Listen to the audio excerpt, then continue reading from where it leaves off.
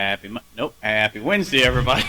Nope. Well, welcome to the Brownwood Lions Coach Show here on KOXE. I'm Derek Stuckley, along with Brownwood Lions head football coach, athletic director Sammy Burnett, who has a special guest with him this morning as he's bobbing and weaving over here on camera. Would you like to introduce your special guest first? Absolutely. A couple of weeks ago, I was approached by Crystal Blazek, our head tennis coach. Had aspirations of moving closer to family and getting down towards the coast. Wanted to try that life for a little bit. Had an opportunity down there. Well, that developed for her, and immediately when I heard that part of the conversation, Dalton came into mind.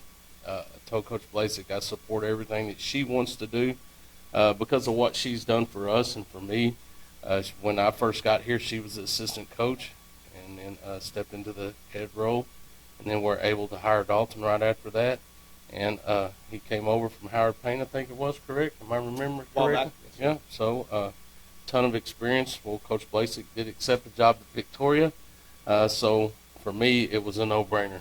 A guy that's very professional in everything he does, has a great relationship with kids, has a demeanor that you can't tell if things are going well or if things are going bad because he just stays locked in on a certain mood. And as a coach, I've been doing it for 31 years. I've been around people that, and I can probably be thrown into that mix some, especially as a younger guy, the ups and downs of an event.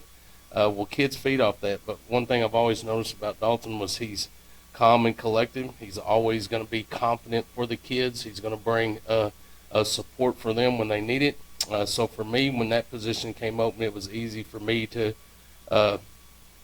recommend Dalton as the head tennis coach. So without further ado, our new head tennis coach at Brownwood High School and Brownwood Middle School, Dalton Hutchins. Well, congratulations. Thanks. Obviously, you have a long history with the tennis program, so just fill everybody in who may not know just your history with Brownwood Tennis. Sure, absolutely. Yeah, thanks, Coach, for that introduction. Absolutely. Yes, so my wife and I moved here in 2008, and she got a job at Howard Payne University. She teaches biology over there. And I just happened to walk over to the tennis courts, and Sally Brown at the time was the head coach, and the assistant position was open there. So I coached under her for 4 years. A position over at Brownwood opened up under Mark Davis when he was the head coach, and so I was the assistant coach under him for 3 years. Sally retired. I went back to Howard Payne as the head coach for 3 years.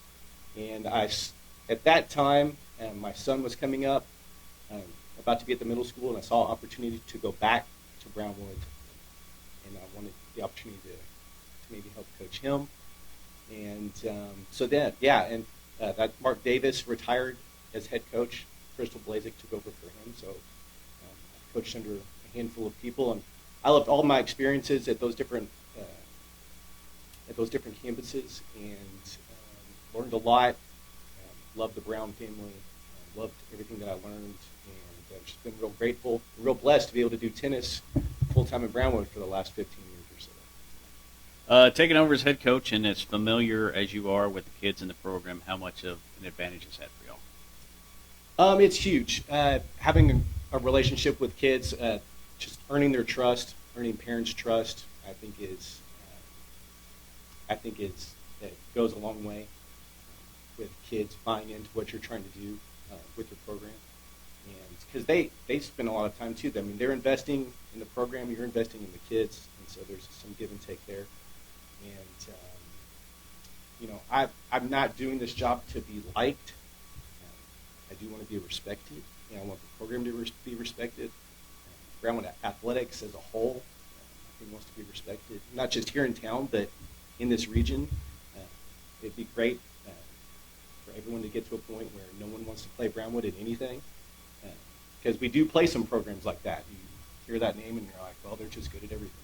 So I think everyone wants that for Brownwood athletics. But yeah, having those relationships is huge. A lot of success over the year individually. Of course, y'all had a few kids at regionals this year. Mm-hmm. Team-wise, district championship not that long ago. So just kind of talk about the program in whole and what the future looks like.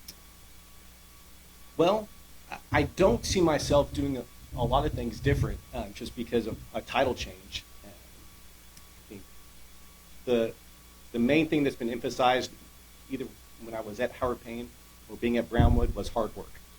Uh, yes, everyone wants to win. We do this to compete and to win. I think that is the end goal. But how we compete and how we conduct ourselves, I think, is a little bit more important.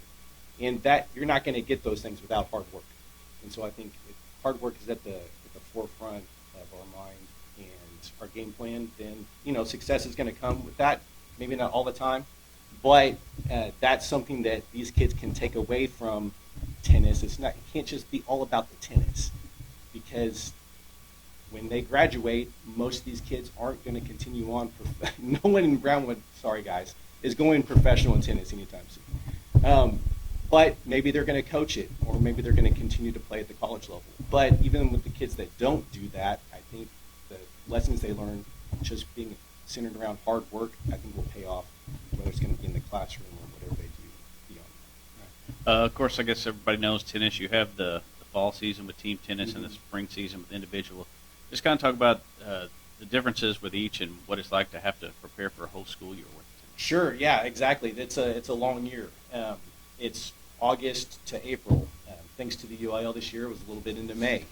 That's just the way the calendar worked out. But in the fall, we play team tennis, and so tennis is an individual sport, but it's kind of played in a team format in the fall. So we will go and play Gatesville. We'll take our top 6 boys and our top 6 girls, essentially, and play their top 6 boys and top 6 girls for a team score. And we'll do that throughout the fall. And then in the spring is our individual season, so it's more of our tournament season. And so those kids play just singles or doubles at a tournament.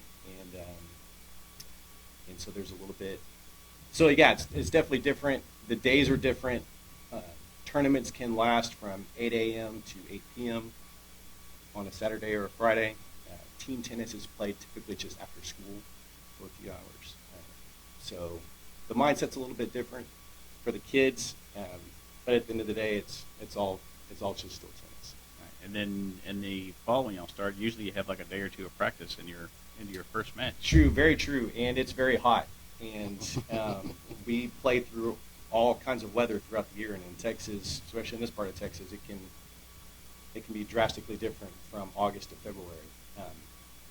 But yeah, it's the kids, they've got to stay on top of their game, on top of their fitness throughout the summer. If they don't, it's a rude awakening when they get back here the first week of August. But I think most of the kids, and you can tell who spent time doing work on their own. And I think that's really the key to success, not just in tennis, but in all of these sports, and really just everything that they do, is they're going to have to take that initiative on their own to put in the extra time outside of what we just do at school. Well, thank you, sir, for coming in. Congratulations on the new title, and we'll be looking forward to what y'all do come August. Anything you want to add, You sir? can tell by listening to him, it was an easy selection for that position. The way I looked at it, and the way I probably hadn't told Dalton this, but the way I looked at it through the last, 6 years at least, it seems like we had 2 head tennis coaches out there. An example of what he's talking about, his son got to go play in the regional tournament with his partner. They went in men's doubles. We had a girls' doubles team go. We had an individual go. And I'm sitting and watching River Prada play against a kid from Canyon West, and watching the kid from Canyon West, his demeanor, his attitude, his entitlement, what he felt he should do in that match. He played a lot of, to me, I'm not a big tennis, I don't know a lot about tennis. I like tennis. I like to play tennis.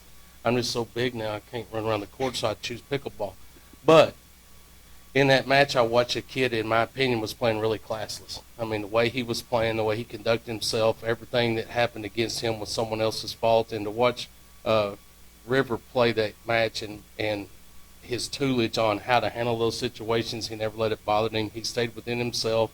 He played his game and beat a kid that no one thought he was going to beat. To me, that's a testament to the hours put to work, not just on the court, but mentally.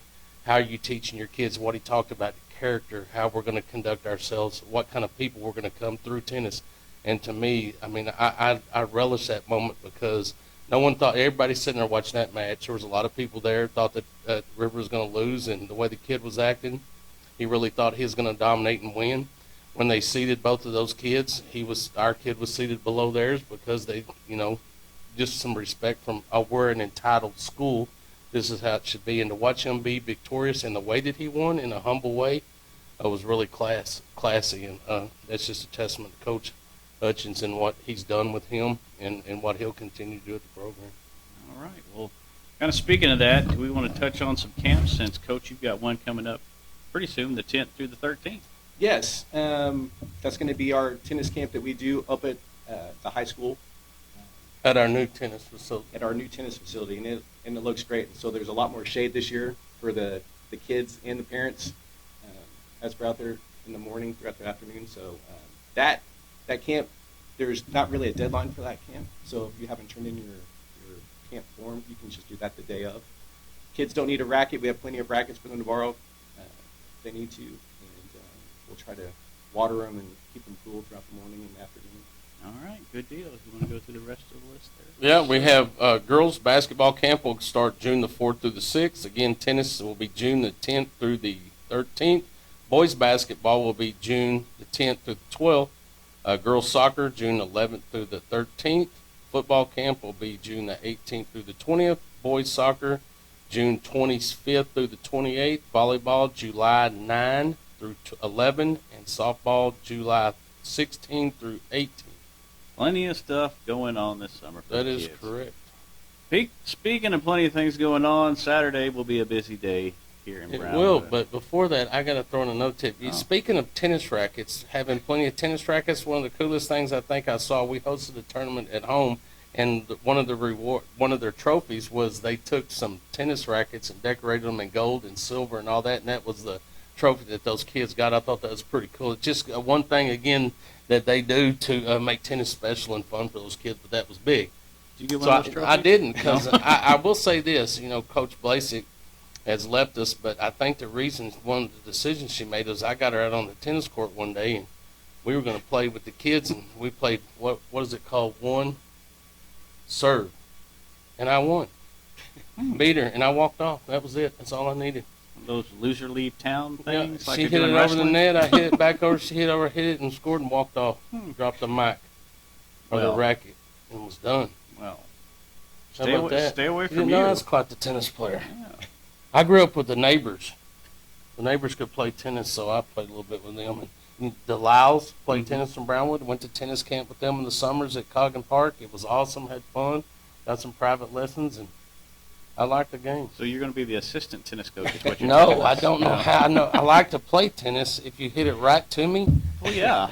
if you hit What a it great to the idea. right or the left of me, you're going to get a point. Oh, So oh, don't hit it to me. Okay. We'll But, remember that. All right, let's talk about some Let's talk 7-on-7, 7-on-7. okay?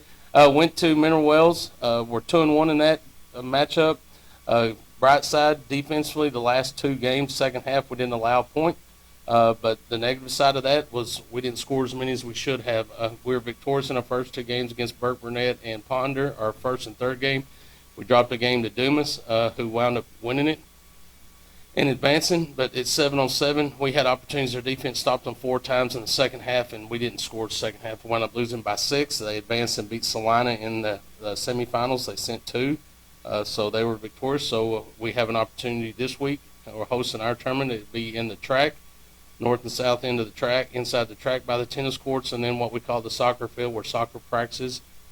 Used to be where we used to practice a long time ago. We'll host right there. If we have inclement weather or the fields are not playable because we've had so much rain, whether it has rained or not, if it's not conducive to play, we're going to move it to Early has graciously allowed us to use their stadium, its turf, and also Bangs. It's allowed us to use their stadium if we need to move to those two sites to play those games. One of the things you look at is it may not have rained in a day or two, but if it's too muddy and kids are going to have an opportunity to slip and hurt themselves, you can do a lot of issues with hamstrings and groins when you're in the mud. We'll make that decision a couple of days, in a couple of days, see what the weather does. And if we have to move, we will. If not, it'll be at the high school. Go through the pools. Brownwood will be in Pool A. They'll play at the north side of the track, right where we play our 7-on-7 games in league play. That'll be Brownwood, Whitney, San Angelo, Lakeview, and Andrews. Pool B will be Ponder, Mineral Wells, Grapevine Faith, and Midland Christian. Pool C would be Brownwood White. We're playing 2 teams in that. Graham, who has already qualified, Benbrook and Clyde. And Pool D will be Decatur, Comanche, McGregor, and Jim Ned. So if we win, we'll match up with Pool C. If we win our pool, we'll match up with Pool C, and we'll take 2 as well. It's a 16-team qualifier, so if you have 16 teams, you take 2 out of it. If you have an 8-team, you only take 1. So we'll have an opportunity to advance to the state tournament if we are successful in our pool and win the semifinal game, and then we'll have one more matchup at Jim Ned on the 8th. Just going through the times, we'll play Whitney at 9 with the Maroon team. They'll play Lakeview at 10:30, and then they'll play Andrews at 12. And then on the White team, they'll play at 9 against Graham.